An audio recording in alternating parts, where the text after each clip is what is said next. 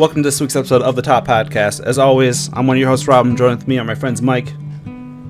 It's been so long, guys. It's good to hear your voice. It's true. And Lou? Hello. So this week I have a very simple, but I think could be a hot topic or a hot debate for the icebreaker, and that is who would win in a fight, Batman or Iron Man? I feel like Iron Man. You don't think Batman could do it? I mean, he went toe to toe with Superman.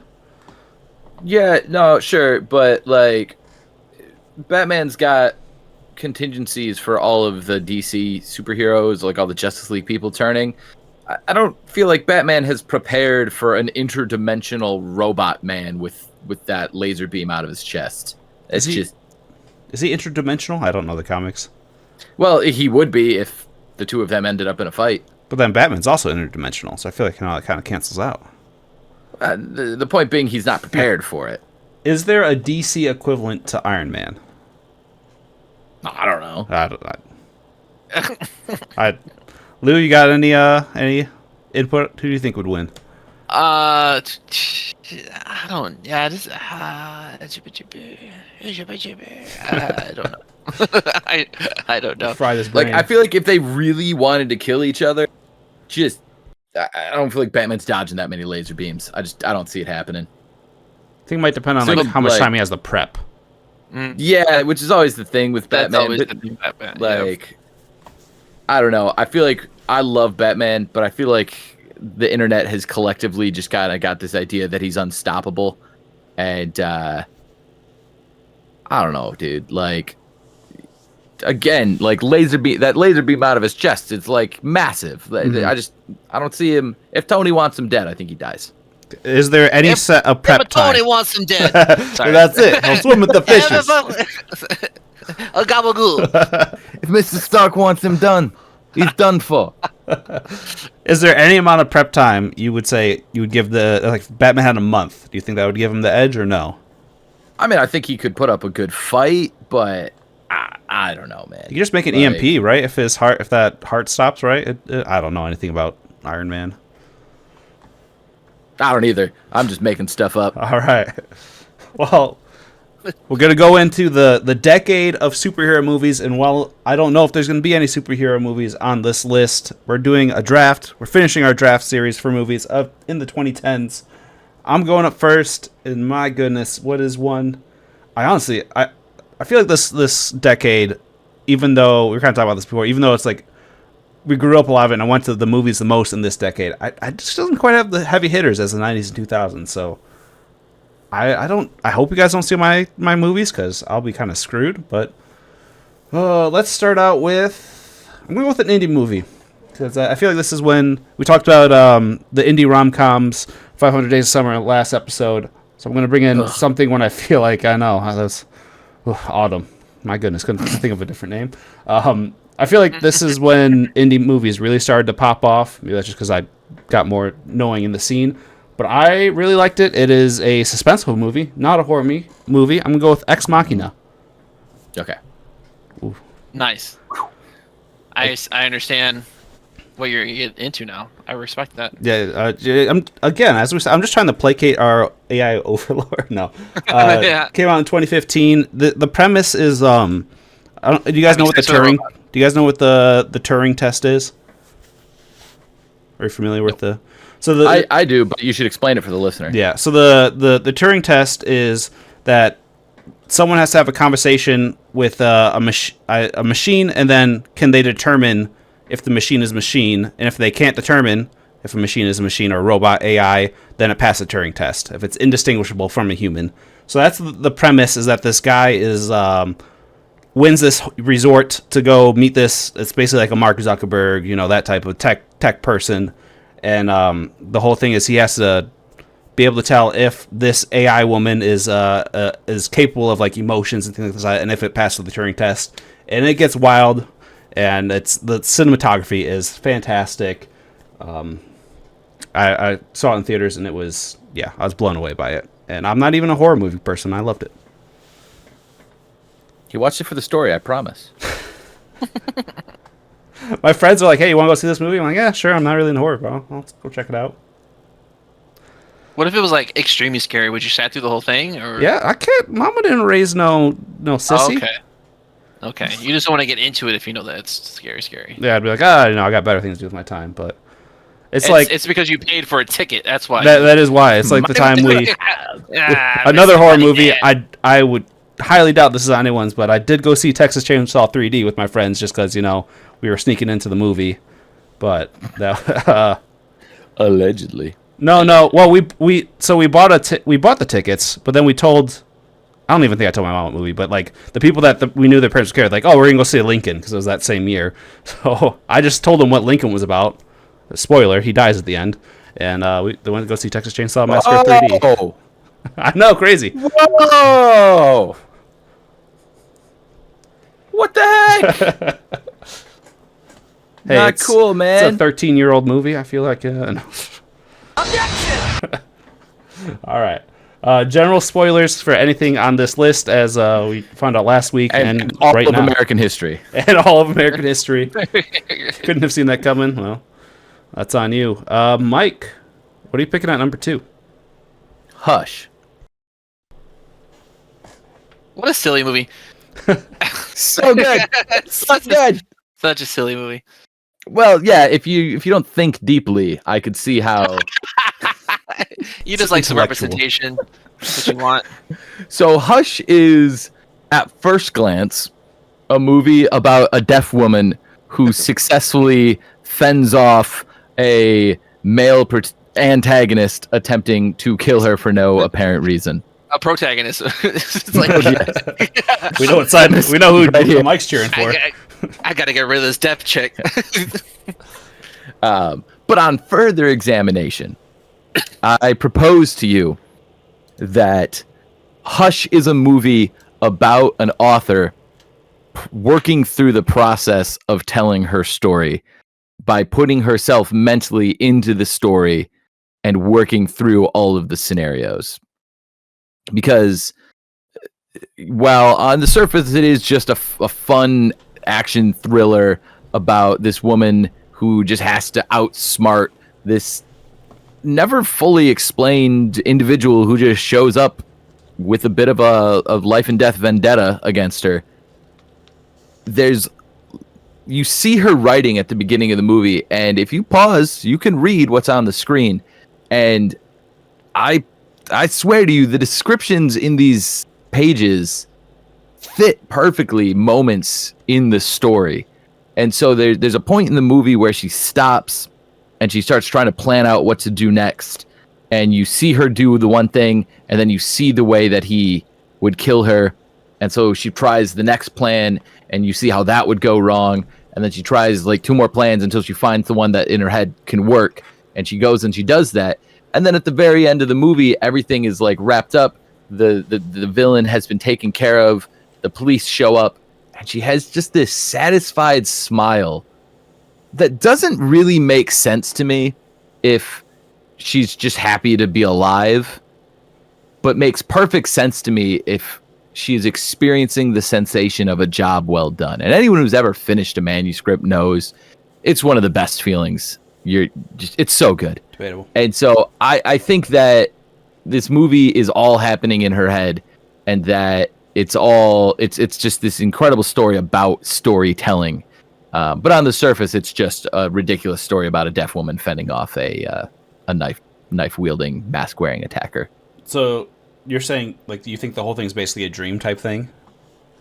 I think it's her thinking through the story and Okay. putting herself in it and planning out. So I think that she's writing a story similar to what we're seeing, and that she's putting herself through the experience mentally to see how things should go. But she was never in any actual danger type thing. Nah, I don't think so. But another thing I like about the movie is it doesn't tell you that. Like, that is my theory that I have pulled from observation. And there's nothing blatant that says, yeah, it was all a dream state. You know, this all happened in the Mind Palace. That's just my theory. Happened in the Wiz Palace. Ayo. Uh-oh. Some things did happen in the Wiz Palace, and they were Ooh. pretty cool. Lou, have you seen Hush? No. All right. Wait, what are you calling it a silly movie? Because you've explained it before. I think literally every single movie that you've talked about in these past 2 episodes, you've already shared. You just like what you like, my brother, and I respect that. Hey man, you want to go through the decades? We did. I'm not trying to remember what I have and haven't said for 40 years worth of movies. Hey, we didn't get his 90s, so that it could have been different.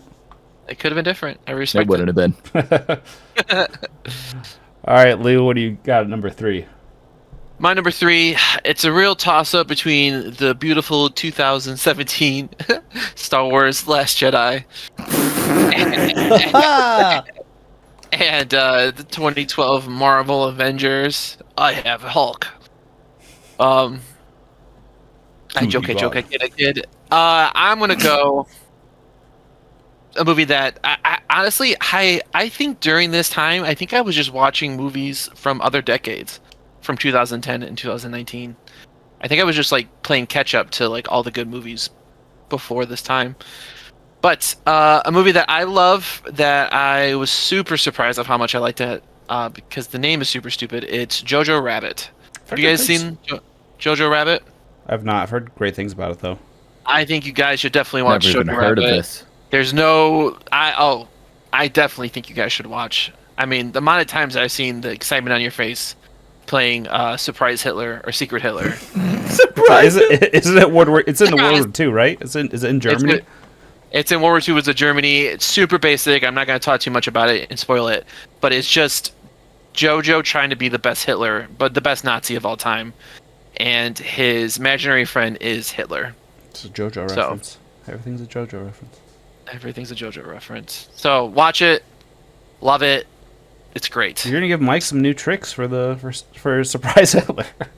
Surprise! It's Hitler. What did you call it at camp when there's like children around, Mike? Surprise dude or something? Oh, Secret we called dude? it Secret Dude. Yeah, Secret dude. that was not my name. If I don't remember who said it. It was probably a Styles, but yeah, someone was like, "What do we call it, Secret Dude?" And I was like, there's a lot of church folk around here. That's probably for the best. What would you call it? What's your church folk name for it? Oh, when I'm around church folk from my church, I call it Secret Hitler. I just your PG Hitler's version, your non-Nazi fascist. I'd probably call it Secret Lucian. Whoa! Like, he loves this movie about a kid trying to be the best Nazi he can be. I'm just saying, man. Give it a watch, man. And tell me you're not sympathetic towards Hitler at the end. Gosh, we're getting canceled for sure. Sorry. One way ticket to cancel town. It's a joke. It's a joke. All right, we're moving on past. What's your number 4, Lou? Shout out to all the furries out there. Zootopia. Zootopia. What can't I say about the bunny cop? Woo wee. Am I sweating? Is it hot in here or is it just me? Sorry. Lou, goodness. I'm so sorry. It's getting late. I'm feeling it. Watch your profanity. I didn't say any. I didn't cuss at all. You were censoring. You were getting censored. 6 things. Yeah. I wasn't profanizing though. Lou. Anyways, I get the Zootopia. joke. Man, gosh, It's getting late, guys. I just wish I had the same brain as you guys. I feel like my brain is a little different than you guys. You don't want our brain. You don't want to be in here. You don't want to So, suffer the things. Zootopia. No, that's a joke. I'm not. This is a good movie. I wouldn't say it's my favorite. All right, calm down there, Mike. We're gonna have to give you a band hammer here. Oh my gosh. Favorite rom-com of this decade is, we've already talked about it, but Crazy Stupid Love. We talked about it because pre-pod. We talked about it pre-pod. And in Top Pod After Dark. Did we talk about it? Wow. Yeah. I know, because I had to learn how to turn a GIF into a video clip so I could put it in the episode. There you go. Bring that back. Yeah, I was never good at talking to women, and this movie validated that towards me. I was like, oh, I'm not the only one that struggles with this. And shout out to Ryan Gosling. And I had a crush on Emma Stone for a super long time. So yep, did everything for me. I love it. Still haven't seen it. It's funny. I have watched a YouTube video about it, and it seemed good. It's funny. It's on a podcast with talking about it once, but you know. Mike, what are you picking at number 5? Number 5. All right, we're gonna keep that train rolling. We're gonna go. Oh, the train being The cancel train. cancel train. We're gonna go with The Conjuring. I tell you what, right now, if I can only leave you with one piece of advice that you take with you for the rest of your life, it is this: do not, under any circumstance, for any reason, ever, watch The Conjuring and own a cat at the same time. It is very hard to sleep after that. Things just move when you own a cat, and it is not pleasant. I watched these sometime towards the tail end of the teens, if not the early part of the 2020s, and I watched all 4, well, the first 4 Conjuring and Annabelle movies, just like back to back, like 4 days, 4 nights, really. And I tell you what, man, The Conjuring is good. It's really, really excellent. It's incredibly paced. I think the hallmark of a really excellent horror movie is making you care about the characters, and you're able to create fear by putting characters that you care about into perilous situations. And they're able to scare you just by the filmmaking, but you also care about the characters, and so they do things with pacing, and they take their time, man. Like, I watched The Nun 2 recently. I think I talked about this on the Alien Pod, so if you're a hardcore listener, I apologize. But every scene in The Nun 2 was like, gotta be a scare. Forget setting stuff up. We can set stuff up for later, but it also has to end in a scare. And The Conjuring wasn't like that. It just took its time. It set things up. It went slow. It built up character. It built up the world. It built up the concepts so that when they wanted to start scaring you, it was just thing after thing after thing, and payoff after payoff after payoff. And it was creepy. It was dark. It was disturbing. It was a masterclass. It is the closest thing to watching the Haunting of Hill House TV show that you can get in a movie length. It is just one of the better horror movies I think I've ever seen. I rewatched it recently, and it just reinforced all my opinions about this movie. It's absolutely fantastic. If you can handle possession horror, which I understand entirely is not for everybody, give this one a watch. Did you guys hear Annabelle killed someone this year? Was it Matt Rife? No. I hear he owns her now. Have you seen The Conjuring, Lou? No, I don't think so. You see any of the Conjuring cinematic universe? I don't think I've ever CCU? seen any of the Annabelle, any of the Conjuring. I was going to say, if you haven't seen The Conjuring, don't watch anything else in this series. I want to say it was Jacob and Andrew's brother, actually, who went and saw the most recent Conjuring movie. And I was like, dude, why is this the first one you've seen? It's that pivotal, like, type of thing? No, but it's just one of the only ones that's good. Yeah, the last one wasn't good at all. One is genuinely, I think, just James Wan is just. I think he was at the peak of his powers when he was doing that movie. I think he took everything from Insidious that he learned, and I think he just came out and like amped everything up and perfected all the techniques. So good. Also, it's just I'm going to save this for a later conversation, but really good movie. The second, Conjuring 2, solid. I enjoyed it. I haven't rewatched it with the critical eye yet, but I remember enjoying it. Annabelle, it scared me, but I was just in the mood to be scared. Yeah, no. The first one is worth watching. The second one is worth watching, but that's really all you need. All right. So I got 6. Ooh, gosh. I feel like I've talked about a lot of these already. For the sake of not... For some new podcasting experience, I don't want to be like Mike and just talk about things I've already talked about in the podcast. God. Low-hanging fruit at this point. Yourself for pick number 3, brother. I'm gonna I'm gonna go with 20. Tarantino I don't think has actually made a list so far, surprisingly. So I'm gonna go with 2012's The Django Unchained. Dude, Good movie. Django. Great movie, great, especially if you like historical period pieces. It really threw me off when I first saw it because that was one of the first Tarantino's films I watched. I'm like, why did he just decide to add a bunch of explosions at the end, like that type of thing? It's just his staple of things, but fantastic movie, fantastic acting all around. Love the he's German, right? It's been a while since I watched him with the German guy. Christoph? Or is that the real person's name? I can't remember. Maybe, but I always wanted a mustache like his. Like that's my mustache goals. Good. You did that, didn't you? I don't think it holds up, but maybe I'm just too self-critical. But yeah, I absolutely love this movie. I remember when it came out, and I'm like, well, I'll go see it, and it blew my mind. Blew my freaking mind, man. Mike, have you seen it?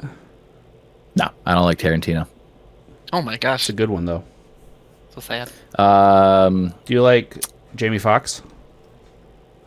I don't have a problem with Jamie Foxx, but he's not like I don't go to see movies because Jamie Foxx is in them. That's fair. He doesn't have that type of star power for you. He's no Sam Jackson. He's in the movie too, dude. I'm aware. I tell you this: I went and saw The Hitman's Bodyguard purely because it was Ryan Reynolds and Sam Jackson. That was all I needed. It was not good. You didn't like that movie? No, I mean it was cheap. I mean, it was what it was. Mike's like, this is my last pick now. No, I can't pivot out. I've already changed my pick like 3 times. I actually came up with a good one. I don't care that I've probably talked about it twice. All right, Lou. It's not the Iron Giant. I'll tell you that much. Nope. You like the Django though, Lou? Yeah, I watched it. I try to keep quiet about how much I love Tarantino movies because I know how you like guys the feet feel about stuff, right? it. I like it doesn't- Tarantino movies. I just don't think Pulp Fiction's that great. Oh, okay, that's cool. I like Jackie Brown better than Pulp Fiction. Oh gosh, I'm gonna have to move now. Said that online. You did say that online. No matter where you move, you will have said it online. Yeah. Oh no. Dang, oh my gosh, that's so true. Yeah. Got 100 some odd episodes of just unescapable hot takes. My last one, since like I said, this was the decade of superhero movies. I feel like I felt like I had to have a raunchy comedy for the 2000s. I feel like I have to have a superhero movie for the 2010s. Even though, The Dark Knight was probably the best superhero movie ever made. But I'm gonna go with Deadpool 2. Came out in 2018. A raunch-com and Bam. a superhero movie. It's a movie about family. It's a family movie, Mike. Come on. Sure. Just like the first one's is a love movie, this one's a family movie. Deadpool even says it himself. You go to question well, then Deadpool. it must be true. Yeah. Is Sam Jackson in it? I don't think so. See, that's why I didn't go see it. Have you seen any of the Deadpools? Saw the first one. It was fine. In my opinion, this is the best of the trilogy. I think the Deadpool movies are actually surprisingly good, and this one it was more tugged on the emotions more than I thought a movie could. Had the first chubby superhero too, so representation out there. That's where I got the term prison wallet from. Have you not seen The Incredibles? Dude, Robert Parr is not fat. He is a jacked man. Is that the name of the father? Yeah. Or Robert is that Parr, in the very beginning of the movie, is in quite excellent shape. I would contend there are some portions in the middle of the film where he is not in peak health. but then when he gets going to be superhero, he trims it up. He's not just Trims some of it up. Man. We don't need to have this argument. I was like, Also ahead of it. So leave it down below. It was Robert Parr the first fat superhero for the big screen. Yeah, Deadpool 2, fantastic what about movie. Kick-Ass? Hold on. Hold on. Dude, Kick-Ass is a Kick-Ass come fever dream for me. I don't remember anything about it. There's a big feel guy like- in Kick-Ass. I feel like that's the case. Leave us down below what you think of the first one. Nope, never mind. I'm on drugs. Don't listen to me. Like Nicolas You got him. Cage. Like, Yeah. For Luke? some reason, I thought early 2010s Jonah Hill was in that movie, and I was like, hold on. No, that's super before bad. he was gaslighting women. Lou, I know you've seen at least 2 of the Deadpool movies. Which one's your favorite? I don't know. They all kind of mix in together with me. I haven't watched the third one. I mean, Deadpool 2 is always special because we just watched it on my what do you call it when you get married? But before Bachelor that, Party. yeah, we watched that in our bachelor party, right? I thought that was the first one. 2018? I'm trying to remember. Yeah, no, it was. I'm pretty sure it was the second one because he showed his nuts, right, or his little penis, little pee-pee. Is that what you Man, Lou, remember it's about been the a long movie? time since you said penis on the podcast. I missed that. Now in crystal clear audio. Yeah.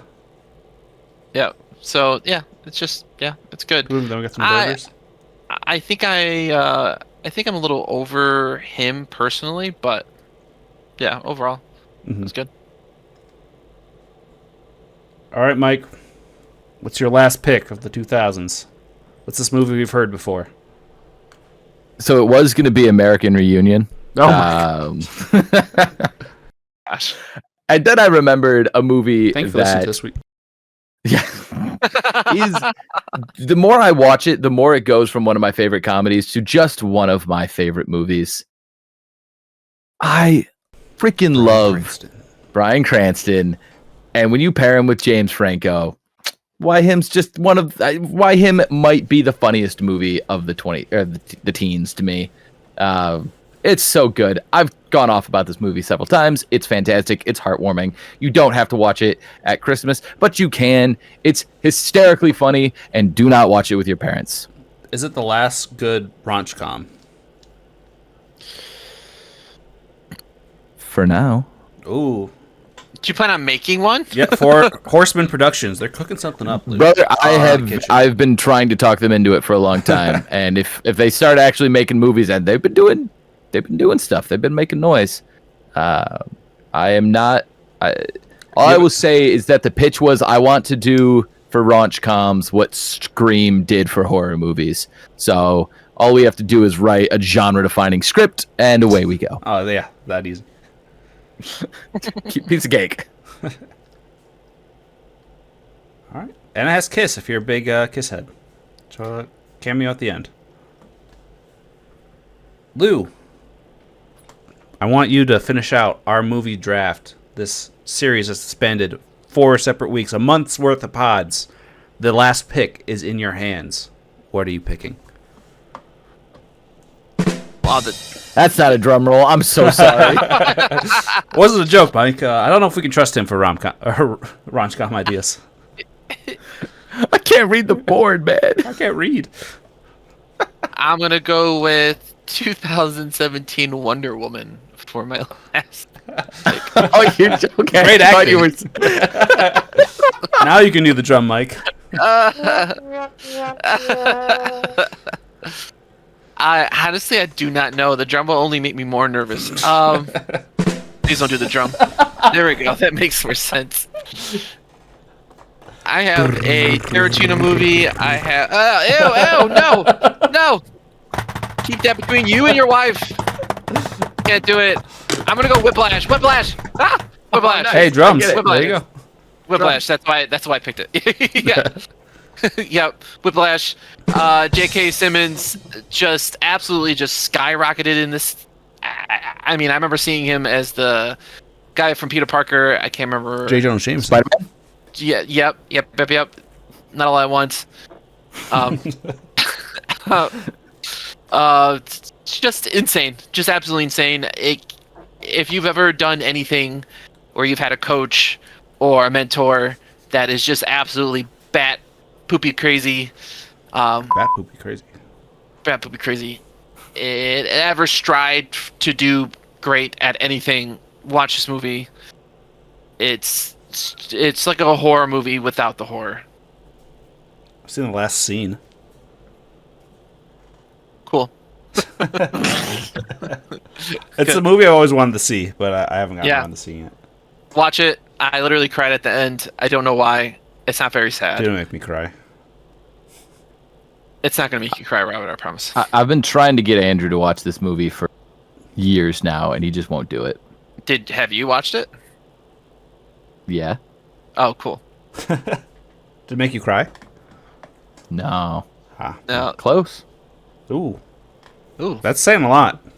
just sucking in that one single tear. I will not cry.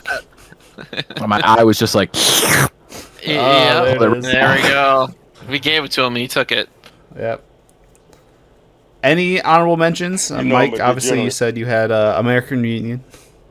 American Reunion was good. Oh, man. I don't know, man. I feel like... All right, look. It is just unfair what the public and the internet and the critics have done to the movie Baywatch. Oh my gosh, are you serious? Saw this movie in theaters, and There's no way. He owns it. I laughed so hard. Oh my gosh. Upon rewatch, well, we don't need to talk about that. But in theaters, that was an experience, and it was transcendent. To see boobs, big boobs in slow motion. in slow Well, I mean, motion. primarily The Rock And The Rock shirtless. Zac Efron. He also had big boobs. They had both big boobs. Yeah, those were the best Those ones in the movie pecs. by far. His eyes were up there. Come on. His eyes were up there. Yeah. I've already gushed enough about Blade Runner 2049 and Interstellar on this podcast, so didn't want to do that one. I also did really actually like Lincoln in 2012, so those are the 3 extra ones I had. I liked Abraham Lincoln Vampire Slayer. Never seen it, but It was fun. It was good. Lou, did any Studio Ghibli's make the cut for any of them? Maybe the 80s. I was kind of surprised you didn't have like Spirited Away or anything in there. it's just. I mean, they just get sucked on so long that it's just like I don't want. Also, You don't want to join it. Oh, Yeah, it's it's 2 out of just- 3. yeah. I wanted to talk about things that often don't get talked about. I literally one of my picks are going to be Free Solo. Have you guys ever seen that movie? Seen Free Willy. Oh my Lanta! I don't even know why I talk sometimes. What is? I've heard of Free Solo, but I can't like put a concept to it. What is Free Solo about? It's a guy that free solos like rock climbing. Oh And- yeah. Yeah, apps. If you have never watched that, if you want to see a psychopath who decided to climb instead of kill people, watch Is that movie. the one with James Franco when he gets No, pinned it's like under the a rock? real. No, thing. it's a real person who has been free solo. Are you joking or no? Oh my gosh. Apparently, if you made eye contact with him when he was climbing, you were out. You got fired. Yeah. Well, because Yeah. that wasn't Free Solo anymore. That wasn't Don't look at Free me Solo- when I'm climbing. it. Well, I mean, it makes sense. And then a I while. got Hateful Eight, It's a good one. a good one. Brave Bridesmaids, super funny. It's supposed to be like a chick flick, but it is past that. It's just a good movie. Period. So is Top Gun, but we like that too. Yeah, yucky ducky. And did I say Ford versus Ferrari already? You have not. It's a great movie though. That is a great movie. It's super good. Glad one of my recommendations made an honorable mention. So good. Should rewatch it. I only saw it in the theaters. All right. Well, let us know down below what your favorite movies of the 2010s are. I think we're still figuring out next week, so we'll get to it then. But other than that, thank you all for listening to this week's episode of the Top Podcast. If you're watching on YouTube, give us a like, comment, subscribe. If you're on Spotify or Apple Podcasts, give us a 5-star review. Might read it off on the pod. Other than that, we'll catch you next time. Peace. Adios. Get out of here.